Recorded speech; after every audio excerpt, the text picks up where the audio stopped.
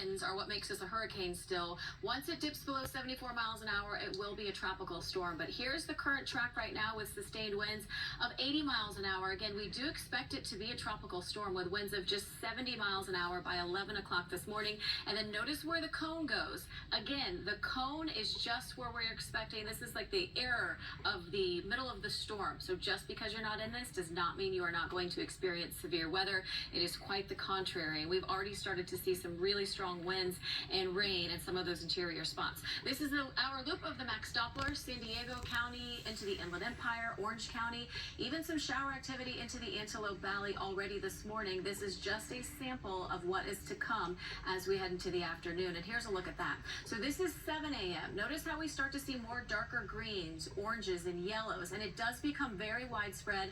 Notice also how it doesn't really let up. It is going to be constant. Maybe the rain will be a little lighter, then it'll be a little heavier the next hour, but this is what we can expect for the entire afternoon. It is going to get heavier as we head into later this afternoon, into the evening. Notice how those colors just stick around. It is going to be very wet for several hours at a time, which is what is giving us the biggest threat of the flooding. And although it's just a flood watch now, it is likely we will see some flash flooding at some point today. Now, this is stopped early tomorrow morning.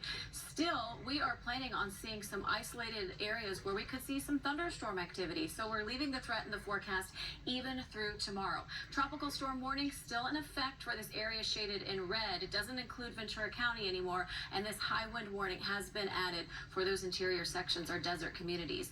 As far as how much rain we're expecting, 1.5 to 3 inches for the coast and bases, 2 to 4 inches for the valleys and foothills, mountains and deserts, 3 to 7 inches with some areas up to 10 inches is likely. Again, this is what I was just talking about, the flood watch.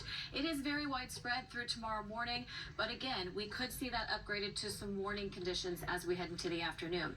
Winds will start to pick up even more as we head into later this afternoon. Purple will lose power today, unfortunately. So another reminder, charge your phones, make sure you have flashlights ready, candles, whatever you would possibly need, and just prepare. Hopefully it doesn't happen for any of us, but if it does, you just want to be prepared. Also, if you don't have to go anywhere this afternoon, when we're going to see the heaviest rain, it is safe to stay home.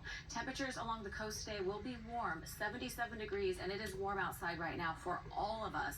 80 will be the high in Eastvale today, 75 for Cabazon. Just a quick peek at the LA Basin. Heavy rain, wind today, showers and thunderstorms again tomorrow, and then we do dry out Tuesday. Temperatures back to normal by the end of the week. For the coastal communities, showers and thunderstorms today and tomorrow. Temperatures today were warm. We do cool off tomorrow, though, and then temperatures will stay in the mid-70s for most of the rest of the week. And we'll continue to update this storm as we head throughout the morning. Back to you.